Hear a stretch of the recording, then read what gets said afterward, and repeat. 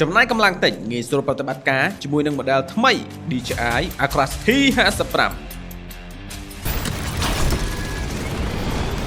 ចំណុះធុងទឹក50លីត្រលំហូរទឹក40លីត្រក្នុង1នាទីជាមួយនឹងក្បាលបាញ់សាច់ទឹក2សមស្របជាមួយនឹងដំណាំគ្រប់ប្រភេទដូចជាពោតអំពៅនិងស្រូវសម្រាប់ការងារធន់ធ្ងន់ T55 អាចដាក់បន្ថែមក្បាលសាច់ទឹក2ទៀតធ្វើឲ្យលំហូរទឹកកើនដល់50លីត្រក្នុង1នាទីការបាញ់ថ្នាំមានប្រសិទ្ធភាពជាងមុនជាមួយនឹងដំណក់ទឹកតូចល្អិតចន្លោះពី50ទៅ500មីក្រូស្រោចស្រពបានសព្វល្អទាំងលើនិងខាងក្រោមនៃស្លឹកនិងមានប្រព័ន្ធសញ្ញាថ្មីប្រាប់អំពីទំហំផ្ទុកនិងធ្វើឲ្យអ្នកដឹងពីចំណុះទឹកឬជីបានភ្លាម T55 អាចបដូរពីធុងបាញ់ថ្នាំទៅធុងព្រួសបានយ៉ាងងាយស្រួលជាមួយនឹងចំណុះ80លីត្រហោះហើរមួយជើងអស់មួយបេអាចយកការកំណត់ពីមុនមកប្រើប្រាស់បានយ៉ាងងាយស្រួលនិងឆាប់រហ័សសមត្ថភាពព្រួស400គីឡូក្រាមក្នុង1នាទីជាមួយប្រដាប់អង្វល់គ្រាប់5ប្រភេទប្រើប្រាស់បានជាមួយគ្រាប់ដែលមានទំហំចាប់ពី 0.5 ដល់ 10 មីលីម៉ែត្រមិនថាគ្រាប់ពូជជីឬចំណីសត្វគឺសម្រាប់ខ្លួនបានទាំងអស់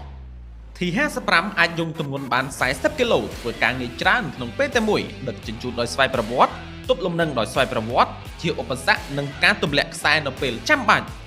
បំពាក់ជាមួយនឹងរ៉ាដាកម្រិតមីលីម៉ែត្រអាចចាប់បាន250,000ចំណុចក្នុង1វិនាទីជាមួយនឹងការចាប់សម្គាល់ខ្សែភ្លើងកិច្ចវៀងដោយសុវត្ថិភាព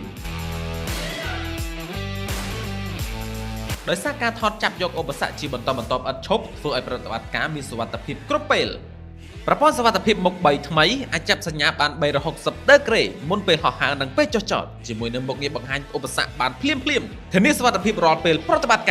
ការធ្វើប្លង់ផែនទីក៏បានអភិវឌ្ឍថ្មីផងដែរគ្រាន់តែហោះមួយជុំដីស្រែឬចំការវានឹងធ្វើប្លង់ដោយស្វ័យប្រវត្តិហើយក៏បានចាប់យកនិងសម្គាល់ឧបសគ្គផងដែរធ្វើការច្រើនដោយចំណាយកម្លាំងតិចT55 ក៏បានកែប្រែប្រសិទ្ធភាពនៃថាមពលជាមួយនឹងថ្មឆ្លាតវៃ DB10H20 អាំពែម៉ោង T55 មានការរចនាបញ្ជូនខ្យល់ថ្មអាចជួយបញ្ចុះកម្ដៅថ្មកំឡុងពេលហោះហើរហើយក៏បានបន្ថែមកង្ហារស្អំថ្មថ្មីធានាដល់ការប្រតិបត្តិការមិនឡើងកម្ដៅថ្មឧបករណ៍បញ្ចូលថ្ម2ប្រភេទបញ្ចូលថ្មបានលឿនកញ្ចក់តេឡេភ្លឺច្បាស់ល្អមានទំហំធំដល់7អ៊ីងនិងប្រព័ន្ធផ្ដល់សញ្ញាវីដេអូ O4 ផ្ដល់សញ្ញាបានចម្ងាយ2គីឡូម៉ែត្រ T55 ក៏មានគ្រឿងបង្គុំផ្សេងទៀតផងដែររួមមាន Relay O4 និង DOTK3 AG នេះគឺជាដ្រូនកសិកម្ម model ថ្មី DJI Acras T55 ស្រាលនិងងាយស្រួលប្រើប្រាស់